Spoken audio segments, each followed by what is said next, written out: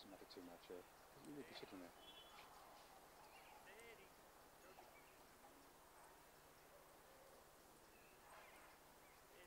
I'm Anna, and I'm here with Dima to talk about all of the issues which seem to have been exercising people on the Pet Street website. Do you think that whoever took that van knew dogs? Knew, not necessarily my dogs, but knew about dogs, yes, 100%. Yeah. Because otherwise, no normal person would approach a van full of dogs, especially an Alsatian that wasn't on a lead. It's signed. Well, you can't see through the van. You can only see once you're in. No, so but you can look back. You can look through the windows at the front, surely. Yes, but they came right from the side. The guy rushed in and jumped in the van. We have it on the CCTV. Yeah. We know who it is. We saw him. Basically so there's a chance you'll find him.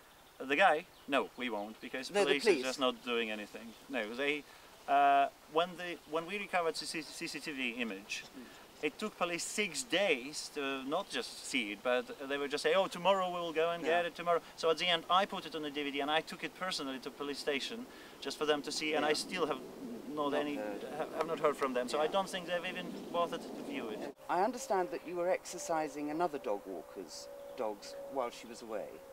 Yes, correct. We were helping for those 2 weeks. Yes, absolutely. Exactly. We have taken about 12 or 13 dogs for those 2 weeks. So what people want to know is, did the owners of those dogs know that somebody else was walking them? I was walking with them. We walk together. It's a practice that the drivers and the walkers occasionally would probably cover in my absence, or sometimes when we just simply can't fit in the schedule. But on that day it was we walked together. else. I did put Eva in a van myself.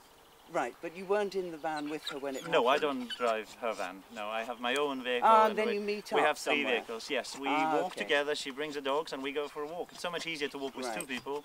Then once she was gone, I finished collecting some of the dogs and I was back on the he's walking, so when that phone call arrived. Hudson! So she had 11 dogs in the van? And down 10 dogs that belong to the clients, plus her own dog.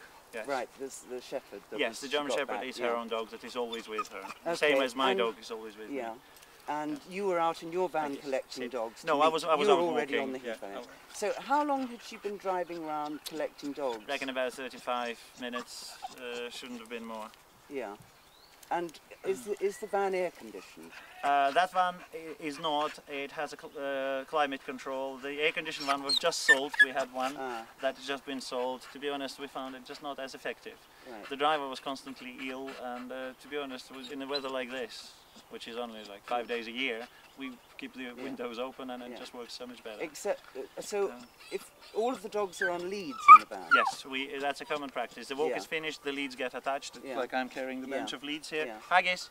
The leads get attached, the dogs are led so you don't think that a journey to collect dogs would take longer? What's the longest it would possibly take? It greatly depends. Some dogs are picked up on the way when the others are collected. So I am not, fussed up about that, because the modern vans are all double-skinned.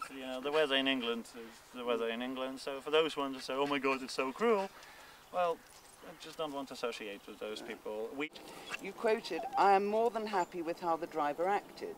Yes, not at that particular moment, but she responded extremely well.